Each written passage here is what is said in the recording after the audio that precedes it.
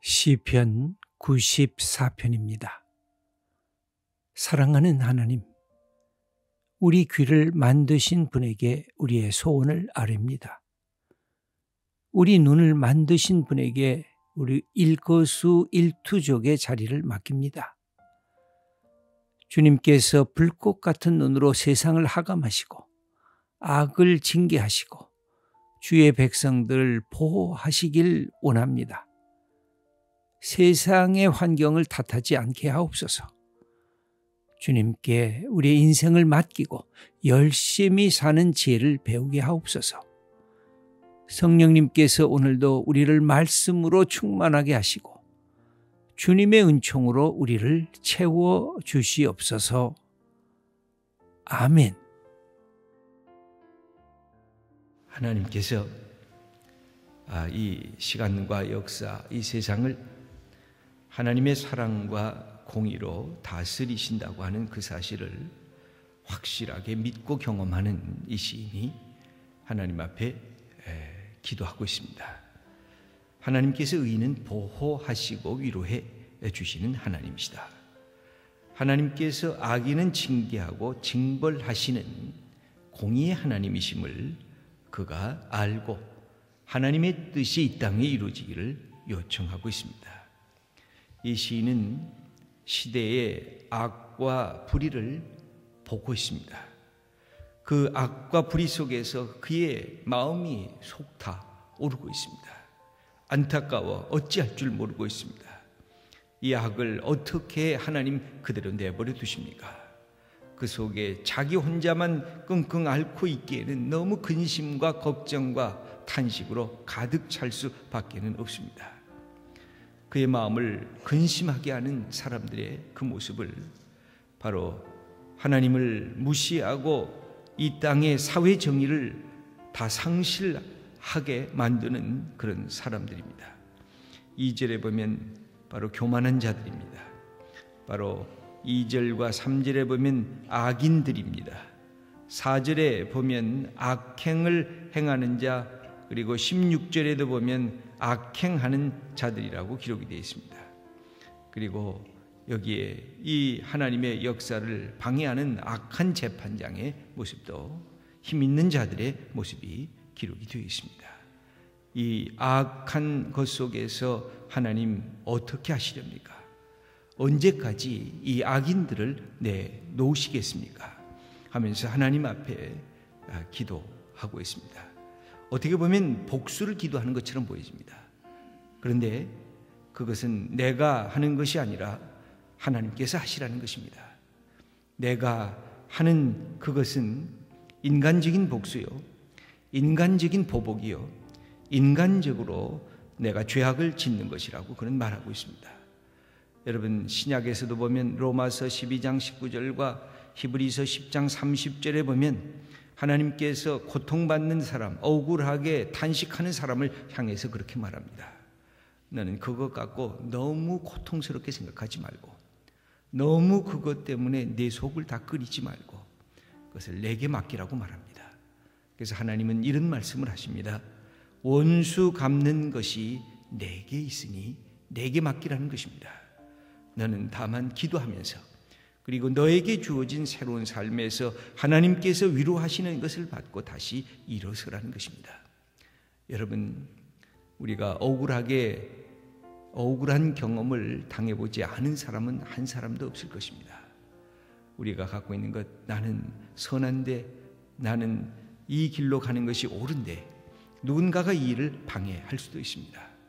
그리고 어떨 때 내가 예측하지 못한 것들이 내게 위협과 공갈과 협박으로 다가올 때도 있습니다. 그때 우리는 어찌할 줄 몰라서 고통을 받습니다. 내에 대한 헛소문을 통해서 나를 조롱하고 나를 비난하는 소리도 들을 때도 있습니다. 그것을 일일이 내가 갚으려고 하지 말라는 것입니다. 그냥 하나님께 맡기라는 것입니다. 다만 나는 하나님께서 원하시는 방향으로 한 걸음 한 걸음 그냥 뚜벅뚜벅 앞을 향해서 가라고 하는 것입니다. 오늘 본문을 보면 복음적이지 않은 시처럼 보여지기도 합니다. 인간의 욕심을 채우려고 하는 시처럼 보여지기도 합니다. 하나님 앞에 나가서 마치 어린아이가 아버지 어머니 앞에 가서 내가 얻어맞았으니 하나님 아버지 죄를 좀 때려주세요 라고 하는 유치한 심정처럼 보여지기도 합니다. 그러나 이 시인은 하나님의 공의를 붙잡고 있습니다. 하나님의 정의를 붙잡고 있습니다. 이 시대가 갖고 있는 악을 그대로 내놓으면 하나님의 위엄과 하나님의 공의와 하나님의 정의가 무너질 수밖에 없음을 하나님께 아뢰고 있습니다. 그래서 하나님께 모든 것을 맡기는 것입니다. 여러분, 이런 기도의 모습들이 우리가 시편을 읽어보면 자주 나옵니다. 이것을 단순한 인간의 감정적인 보복의 기도로, 인간이 갖고 있는 인간의 편협한 기도로 오해해서는 안 될 것입니다. 오히려 하나님께 맡기는 것입니다. 내가 할 수 있는 것, 내가 부딪히고 싶은 것, 내가 한 것, 그 모든 것들을 하나님께 맡기고, 그렇다고 손 놓고 있는 것은 아닙니다. 그냥 나는 모든 것 될 대로 되라, 모든 것 그냥 다 포기하고 이 뭐 이렇게 살아서 못하겠느냐 하고 이 모든 것을 자조하는 마음으로 그 모든 것들을 다 아무것도 안 하고 그냥 두 손 놓고 있는 것이 아니라 자기의 일은, 자기가 가야 할 길은 한 걸음 한 걸음 나아가는 것이 바로 우리들이 갖고 있는 모습인 것입니다. 그래서 고난과 역경이 다가올 때 그 고난과 역경과 그냥 직접 부딪혀서 때로는 진흙탕에, 때로는 저 구덩텅이 속에, 때로는 그 속에서 모든 것들을 다 뒤집어 쓰면서 살아가는 사람도 있습니다. 굉장히 용감한 사람들입니다. 어떻게 보면 많은 사람들이 그렇게 살고 있습니다. 네가 나한테 하나를 때렸느냐? 나도 너를 하나 때리겠다. 네가 내 뺨을 때리냐? 나도 네 뺨을 때리겠다. 아니면 내가 너 두 뺨을 다 때리겠다 라고 하는 마음으로 이렇게 부딪혀 나가면서 우리의 생을 살아가는 사람도 있습니다. 그것은 그러나 해결책이 아닙니다. 구약에서 나온 이는 이로 눈은 눈으로 갚으라고 하는 것은 인간이 갖고 있는 최소한의 징계를 주라고 하는, 하나님께서 내가 하나 얻어맞았는데 2대, 3대, 10대를 때리는 이 악의 상승작용을 멈추는 것으로 하나님께서 주신 공의의 내용인 것입니다. 그런데 구약에서나 신약에서는 면면이 흐르는 것은 네가 아무리 그래도 그것을 하나님께 맡기라는 것입니다. 하나님께 아뢰라는 것입니다. 그래서 하나님이 하시기에, 그러나 그러면 너는 뭘 하고 있느냐? 너는 하나님이 승리할 것을 알고 내게 주어진 삶의 위로를 받고 내게 주어진 삶에 다른 사람들을 격려할 줄 알고 하나님의 뜻이 무엇인지 그것을 향해서 나아가라고 말씀하고 있는 것입니다. 이 시인을 근심하게 하는 사람들의 모습은 아주 못되고 악한 것으로, 하나님의 눈에 보기에도 명백한 것으로 그가 이야기하고 있습니다. 여러분, 그가 하나님 앞에 3절에서 안타깝게 부르짖습니다. 읽어보겠습니다. 여호와여, 악인이 언제까지 쾌가를 부르리까? 여기 반복해서 2번 얘기했습니다. 악인이 언제까지 이 쾌가를 부르는 것, 이 시인은 견딜 수가 없습니다. 그리고 하나님이여 보시옵소서, 저들이 하는 일들을 좀 보시옵소서. 4절 말씀 읽겠습니다. 그들이 마구 짓거리며 오만하게 떠들며 죄악을 행하는 자들이 다 자만하나이다. 그들이 교만하다는 것입니다. 오만하다는 것입니다. 마구 짓거린다는 것입니다. 다른 사람을 살리는 말이 아니라 다른 사람을 죽이는 말로, 다른 사람들을 멸시하는 말로 가득 차 있는 저들의 저 죄악과 저 자만을 하나님 보시옵소서. 어떻게 합니까? 5절 말씀 읽겠습니다. 여호와여, 그들이 주의 백성을 짓밟으며 주의 소유를 곤고하게 하며. 6절 읽겠습니다. 과부와 나그네를 죽이며 고아들을 살해하며. 하나님께서 사랑하는 사람들을 죽고 살해하고 고통 주는 이것을 하나님 그대로 내버려 두시겠습니까? 그러면서 말로, 그 속으로 그렇게 말하고 있습니다. 그렇게 하나님을 멸시하고 있습니다. 7절 말씀 읽어보겠습니다. 말하기를 여호와가 보지 못하며 야곱의 하나님이 알아차리지 못하리라 하나이다. 이 사람들이 여기에 보면 이방인들이 아닌 것 같습니다. 유대 공동체 안에 있으면서 악을 행하는 사람들인 것 같습니다. 그러기에 그들은 그렇게 말합니다. 여호와의 이름을 대고 있지만 여호와가 못 볼 거야. 여호와가 우리가 은밀하게 하는 거기 때문에 알아차리지 못할 거야. 이것은 해도 괜찮아. 이 거짓과 이 불의와 이 악행은 해도 하나님이 전혀 모를 거야. 그렇게 하면서 생각하면서 악을 행하고 악한 말을 하고 하나님 앞에 사람들 앞에 부끄러운 일을 행하고 있다고 하는 것입니다. 그때 이 시인은 그런 사람들을 향해서 이렇게 선포하고 있습니다. 8절 말씀입니다. 백성 중에 어리석은 자들아 너희는 생각하라. 무지한 자들아 너희가 언제나 지혜로울까. 너희가 지혜롭다고 하지만 무지한 자들이고 너희가 어리석은 자들인데 생각 없이 하는구나. 하나님을 하나님으로 여기지 않는구나. 언제까지 어리석은 것, 이것은 생각이 미치지 못하는 것입니다. 무지한 것, 깨닫지 못하는 그런 모습을 향해서 그들을 향해서 외치고 있는 것입니다. 그러면서 하나님이 어떤 분인지 너희들이 다시 확인하라고 하나님에 대한 말씀을 다시 고백하고 있습니다. 9절 말씀입니다. 귀를 지으신 이가 듣지 아니하시랴. 눈을 만드신 이가 보지 아니하시랴. 여러분, 이것이 하나님이십니다. 우리가 하나님께 이 아침에 나온 것도 그것입니다. 하나님, 나의 귀를 지으신 하나님, 내가 말씀 주님께 드릴 때 주님께서도 들으시옵소서. 하나님이 들으실 수 있는 분이시기에 우리에게 듣는 귀를 주셨다는 것입니다. 여러분, 우리의 하나님이 그냥 허상이 아니라 우리의 하나님이 우리의 귀를 만드시고 우리로 듣게 하신 하나님이 하나님도 듣기를 원하고 계시다는 것입니다. 하나님 들으소서. 여러분, 우리가 기도하면서 하나님께 외치는 것이 그것입니다. 하나님 들어주세요. 하나님께서 말씀으로 우리에게 다가오면서 우리에게 가르치는 것이 뭡니까? 네가 좀 들어라. 이 들으라고 하는 것이 얼마나 중요한 것인지 모릅니다. 제가 말씀을 드리지 않았습니까? 보는 것보다 더 중요한 것입니다. 인격적인 관계에 있어서는 듣는 것이 제일 중요한 것입니다. 듣는 것, 이것이 없으면 모든 인격적인 관계가 파괴가 되는 것입니다. 아버지의 말씀을 듣지 않는 자녀, 그것은 자녀가 되지 않는 위기에 빠져들게 되는 것입니다. 듣는 것, 자녀의 말을 듣지 않는 아버지가 되면 자녀들이 떠나가 버리고 마는 것입니다. 이 듣는 것, 모든 인격의 관계에 있어서 핵심은 이 듣는 것입니다.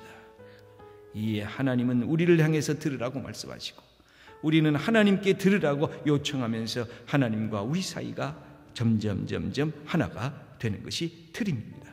또 말씀합니다. 우리 눈을 만드신 이가 보지 않으시랴. 내가 몰래 하지, 내가 지붕 밑에서 하지, 내가 사람들은 안 보는 데서 하지. 그럴 때 하나님께서는 우리를 불꽃 같은 눈으로 지켜보신다는 것입니다.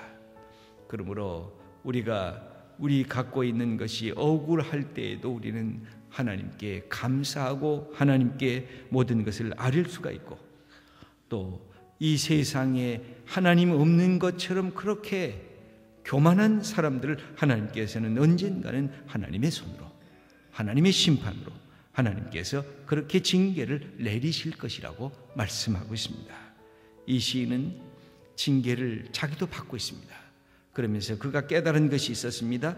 11절과 12절 말씀 한번 함께 읽겠습니다. 여호와께서는 사람의 생각이 허무함을 아시느니라.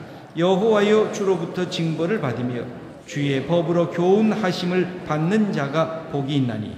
여기 하나님으로부터 징계를 받는 것으로 스스로 깨닫는 그는 복이 있다고 말합니다.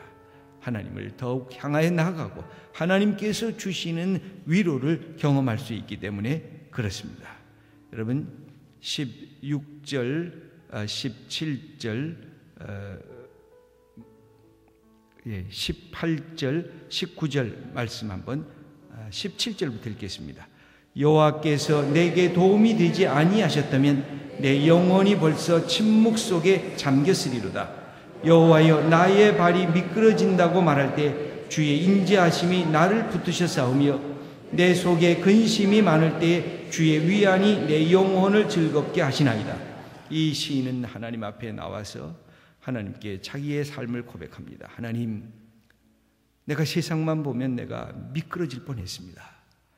내가 세상의 이 어둠만 보면 내 영혼이 벌써 깊은 저 침묵 속에 빠져들어가서 내가 죽고 말았을 것입니다.